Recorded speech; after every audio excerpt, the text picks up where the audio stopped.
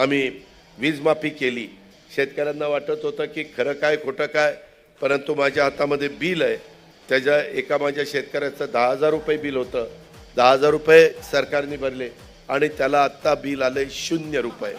का तर माझ्या त्या बळीराजांनी, त्या माझ्या शेतकऱ्यांनी अधिक चांगल्या पद्धतीनं आमच्या शहरी भागातल्या लोकांना दूध द्यावं, त्याच्याकरता देखील आम्ही इन्सेंटिव्ह त्यांना देतोय आणि तुम्हाला सगळ्यांना धान्य चांगलं मिळावं, भाजीपाला चांगला मिळावा, फळं चांगली मिळावी आणि शेतकऱ्याचा बोजा कमी करण्याचा प्रयत्न हा आमचा ह्या निमित्तानं चाललेला आहे।